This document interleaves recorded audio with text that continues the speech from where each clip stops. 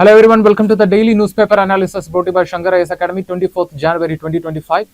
Displayed here are the list of articles that we will be discussing today. The first article, loudspeaker not crucial for any religion. In this topic, we will be discussing the provisions related to noise pollution, and we will also discuss two important rights, that is right to freedom of speech and expression, and we will also discuss the right to freedom of religion. And this article is taken from the newspaper The Hindu. And the second article, amendment of civil services rules, and in this article we will be discussing the recent changes brought by the central government in civil services examination rules, and we will discuss the important changes and a case related to that, and that article is taken from the newspaper The Hindu. The third article, Indian refineries seek more West Asian oil. So followed by the Russian-Ukraine conflict, the US imposed a sanction on Russian oil, and now the Indian refiners are looking to the West, that is traditional oil producing nations like Saudi Arabia and Iraq, for crude oil. And in this topic, we will be discussing the key facts related to Indian petroleum sector, and the article is taken from the newspaper Indian Express.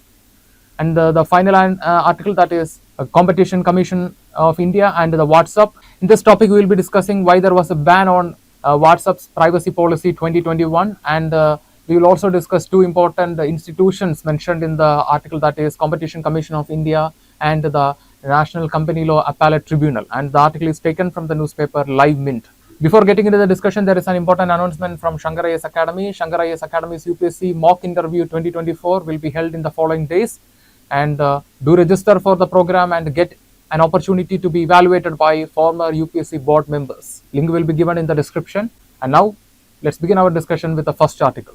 CCI ban on WhatsApp data sharing on hold. The article is taken from the newspaper Live Mint. The National Company Law Appellate Tribunal on Thursday granted interim relief to Meta platform by lifting 5-year ban imposed by India's competition regulator on WhatsApp's data sharing practices. We know that in the year 2021, WhatsApp brought a new privacy policy. As per this new privacy policy, the WhatsApp will be sharing the users' data with the Meta platform.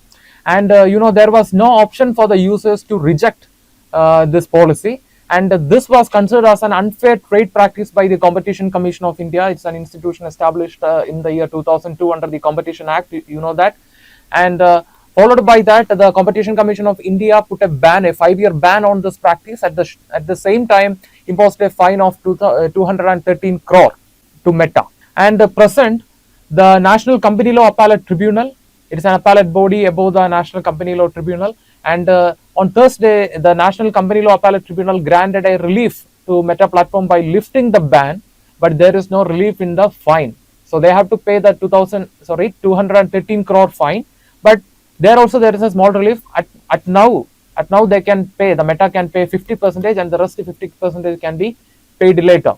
And in this background, we are going to see why the ban was imposed, and then we are going to see two institutions mentioned in the article, that is Competition Commission of India, and the next is the National Company Law Appellate Tribunal. So without much delay, let's begin our discussion. So why there was a ban on this WhatsApp's policy? The first major concern was privacy. This is the first major reason. We know that the privacy, it is a fundamental right under the Article 21 of the Indian Constitution. So under the WhatsApp privacy policy of 2021, WhatsApp will be sharing the data of the users with the Meta, and this extensive sharing of data with the Meta raised a lot of questions and concerns regarding the consent and the users' autonomy. And the next is anti-competitive practices, because the Meta can misuse the WhatsApp's user base to reinforce its dominance, Meta's dominance in the digital platform. And the next is transparency issues, because there was no clarity. See, first of all, the privacy policy of the WhatsApp had no clarity, it wasn't that much clarity, and that was a major reason.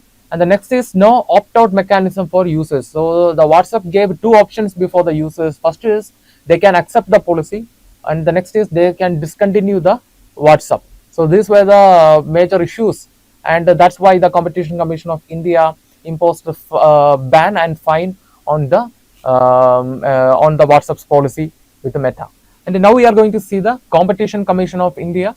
So we know that the world is working based on market system, right? But ensuring inclusivity, at the same time fairness in the market, is very important to ensure stability, economic stability.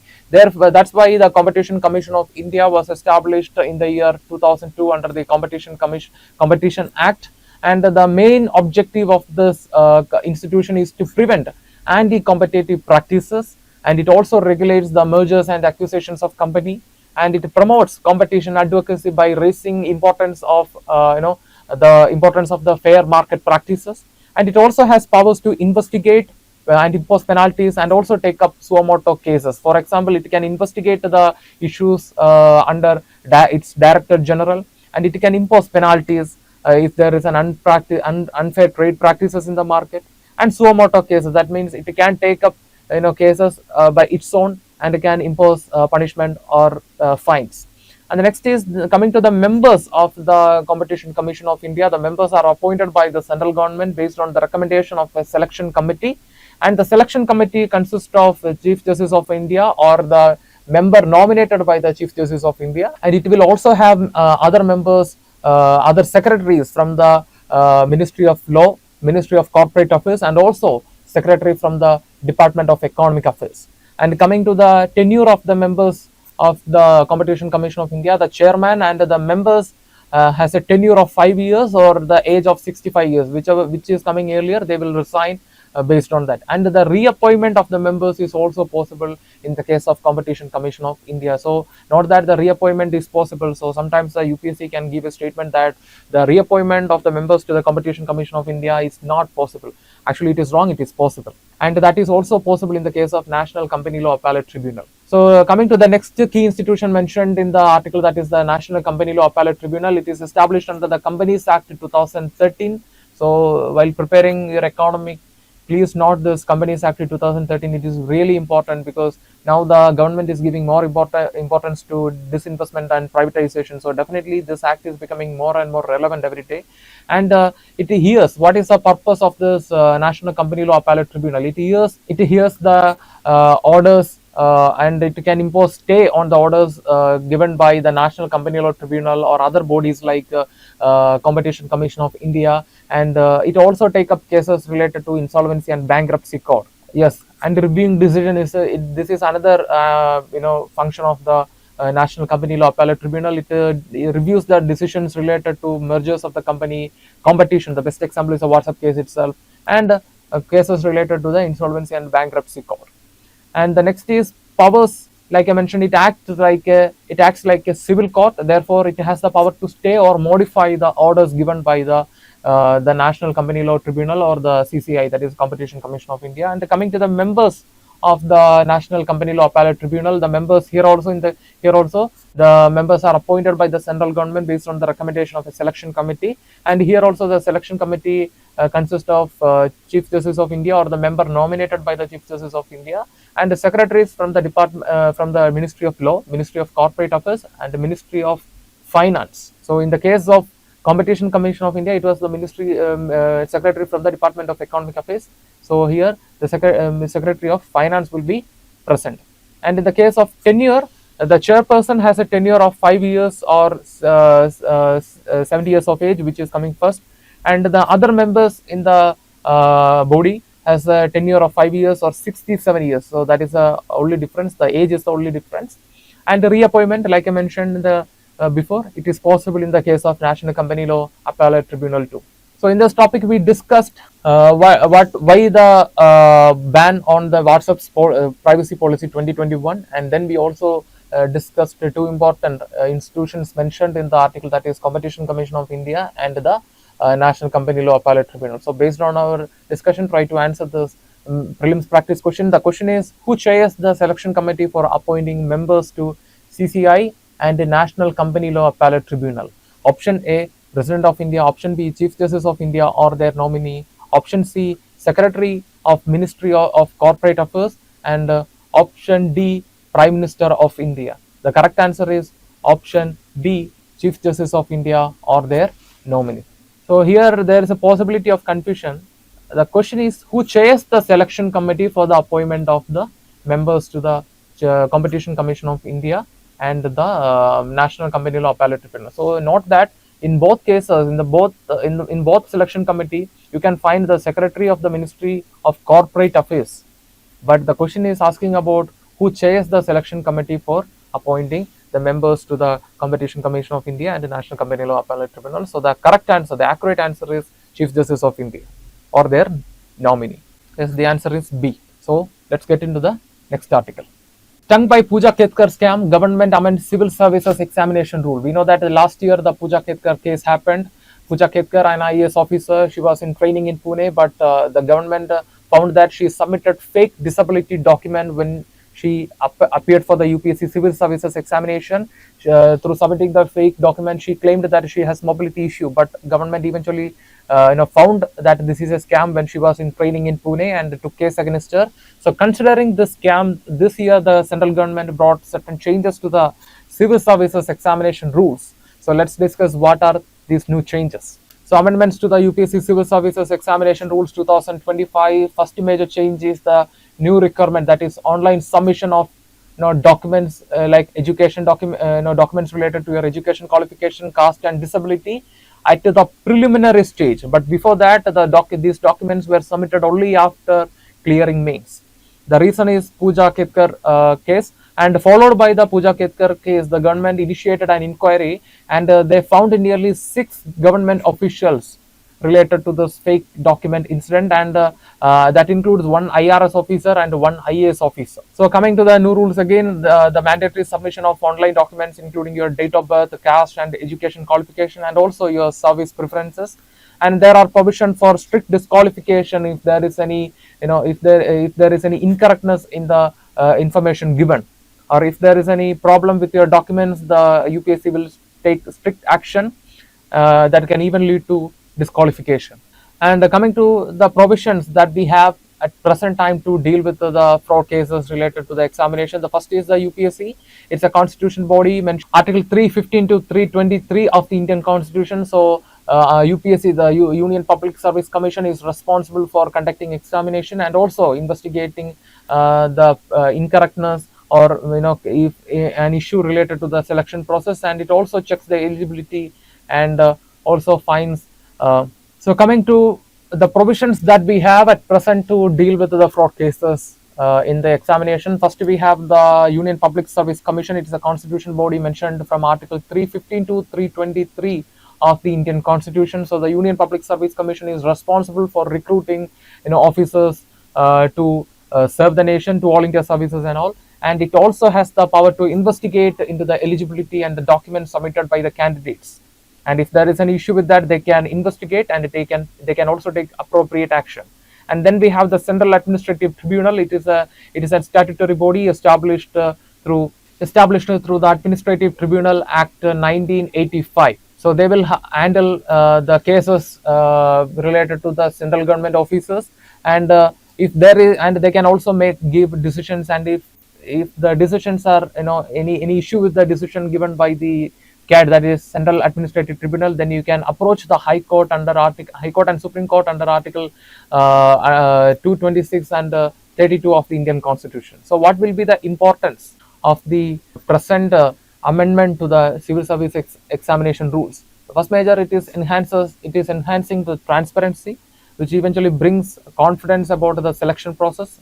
And the next is prevents the misuse of the the provisions like reservation, because we know that in the case of Pooja Ketkar, she misused the the reservation or the provision that is given to the people with a disability.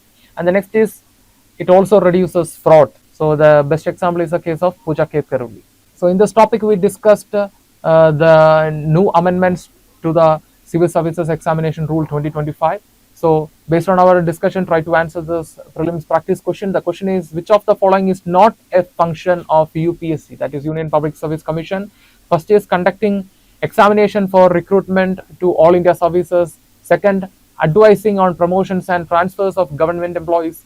Third, framing recruitment rules for various services. And fourth, implementing policies for State Public Service Commission. The correct answer, or the function which is not performed by the UPSC, is implementing policies for the State Public Service Commissions. For that we have State Public Service Commissions.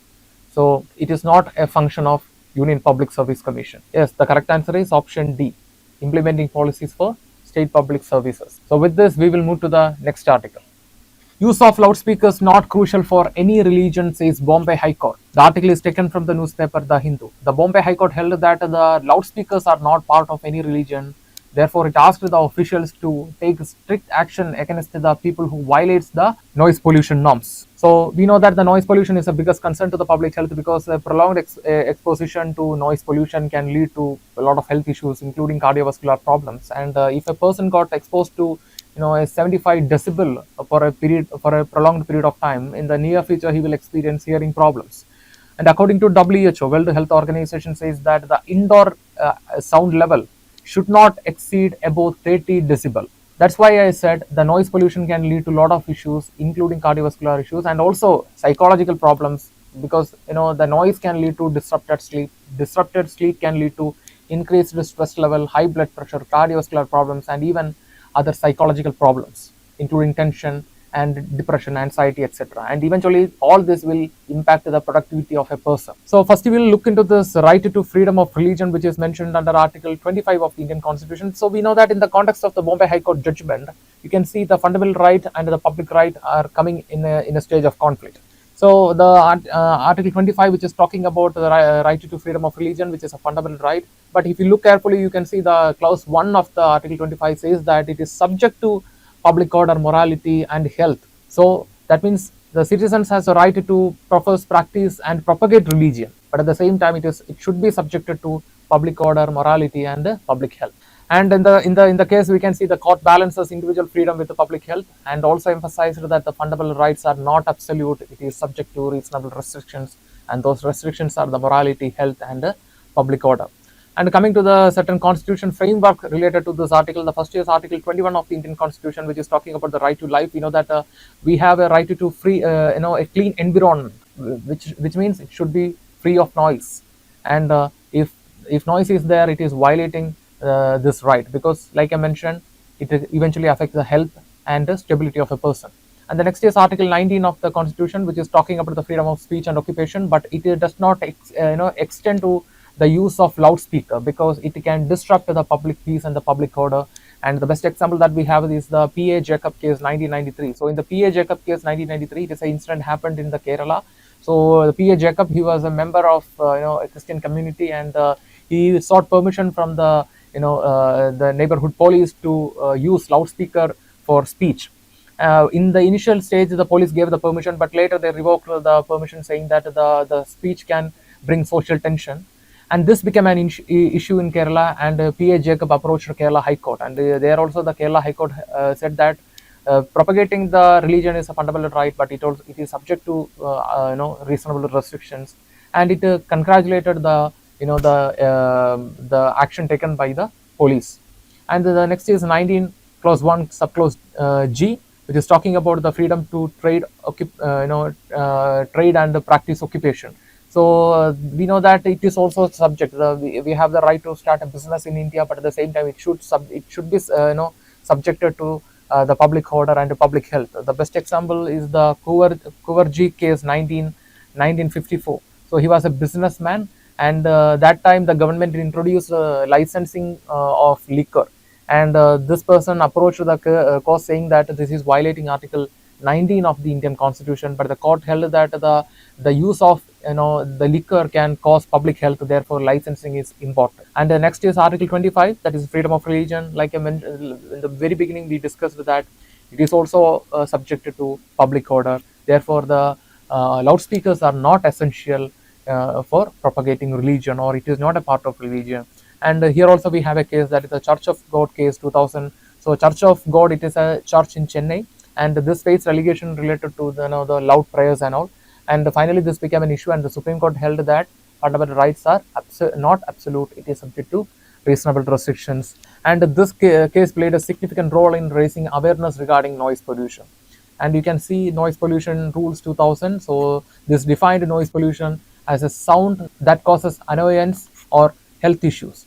And coming to the certain provisions of the sound pollution or noise pollution rules 2000. First is permissible noise levels. That means it classified the areas into 4 important zones. First is residential, commercial, industrial, and the silent zone. So in the case of industrial area, the sound pollution in the morning should not go beyond 75 decibel, and in the night the sound level should be below 70. And in the case of commercial area, it is 65 and 55. That is in the morning from 6 a.m. to 10 p.m. the sound level should not go beyond 65, and in the night it should not go beyond 55. And in the case of residential area, it is 55-45. That means in the morning the sound level should not exceed 55, and in the night it should be limited within 45. And in the case of silent zones refers to hospitals, school, like that. And the silent zone, the sound level should not go beyond 40 to 50 in the morning. In 50 to morning 50 to the sound level should not exceed beyond 50 and 40. That means in the morning it should not go above 50 decibel, and in the night it should not go 40 decibel. And the silent zones refers to residential area, old age home, school, and hospitals. And time limits are there: morning 6 a.m. to night 10 p.m. and night 10 p.m. to morning 6 a.m. And the use of loudspeakers, and regarding the use of loudspeakers, it needs prior permission, and it is completely restricted in night except in certain special occasions which is notified by the state. And coming to the silent zone, like I said, near offices, schools, courts, and religious places. And the penalties: yes, the organizations or individuals who are violating these norms will face strict penalty from the government. And the next provision to deal with the noise pollution that we have is the Environment Protection Act 1986, and this provides framework for comprehensive environment protection, including noise control, and therefore it empowers the central government to set noise level standards and issue directives regarding the closure, regulation, or of industries in case the industry is violating the noise pollution norms, and also provides frame for and according to this Environment Protection Act 1986, the central government can frame rules for controlling noise pollution and other pollutants. And here also penalizes those who are contributing, provisions regarding the penal punishment for those who are contributing to noise pollution. And coming to the some of the important judicial interventions regarding the noise pollution, the first is Church of God case 2000. So like I mentioned in the beginning, the loudspeakers are not essential for worship. So similar to the case of Bombay High Court, and it created a awareness. It created a awareness about the noise pollution. And the noise pollution case 2005. So it resulted into guidelines on loudspeakers use and firework for balancing religious freedom and public health. And the next case is Forum for Sound Pollution case 2005, and it provided guidelines regarding the restrictions on loudspeakers to protect the public health. So these are the important cases related to noise pollution. So you can note those cases; it will be useful in your mains preparation. And in this topic, we discussed the provisions regarding the noise pollution and the rights, two important rights, that is right to freedom of speech and expression and the right to religious freedom versus public health. And we also discussed certain rules and act, that is Environmental Protection Act 1986, to control the noise pollution. So based on our discussion, try to answer this prelims practice question. The question is: consider the following statements regarding noise pollution regulation in India. Statement 1: the Environmental Protection Act 1986 allows the government to frame rules to regulate noise pollution. Statement 2: the court has ruled that the use of loudspeakers is not an essential part of any religion. And statement 3: Article 25 of the Indian Constitution allows for religion without any restriction. Which of the above statements are correct? Option A, 1 and 2 only. Option B, 2 only. Option C, 1 and 3 only. And option D, 2 and 3 only. The correct answer is option A, 1 and 2 only. Article 25 of the Indian Constitution allows for freedom of religion, but that is not without any restriction. It is also subject to reasonable restrictions, including morality, public order, and public health. With this, we will move to the next article. Indian refiners seek more West Asian oil amid US sanctions on Russian oil trade. We know that followed by the Russia-Ukraine conflict, the USA imposed a sanction on Russian oil, and this brought a supply disruption to the Indian refiners, and they are moving to the West Asian soil, that means to the traditional oil producing nations like Iraq and Saudi Arabia for oil. And we know that India, with a population of 1.4 billion, we are the third largest energy consumers in the world, and we also have the fourth largest refining capacity in the world.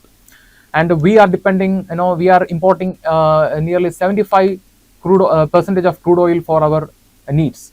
And in this background, we are going to discuss more about the Indian petroleum sector. So the sector petroleum and natural gas, it is under the Ministry of Petroleum and Natural Gas, and it is regulated. The operations are regulated by the Petroleum and Natural Gas Regulatory Body, which is responsible for exploration, production, refining, distribution, and marketing of petroleum and petroleum products.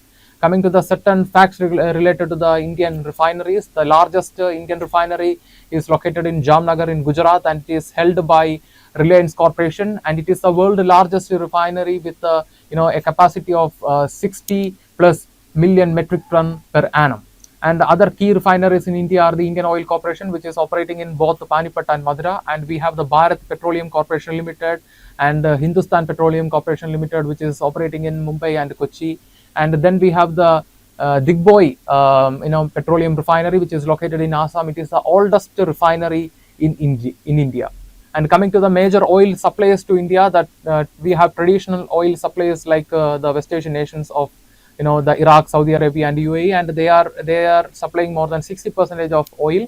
And in the case of Russia, Russia became a significant trade partner, oil trade partner to India in the post-Ukraine Russia conflict time. And we are also cooperating with other nations in Africa. For example, in Africa, we are cooperating with Angola and Nigeria and certain nations in Latin America for more oil. And coming to the strategic oil reserves in India. So strategic oil reserves means it provides energy security during the time of supply chain disruption. And these are located in three important cities. First is in Visakhapatnam, Andhra Pradesh, and then we have two refineries. Not refineries, petroleum reserves in Mangaluru and Padur, both in Karnataka, and they have a capacity to produce 5 million ton, which is more than enough, sufficient for 9 to 10 days.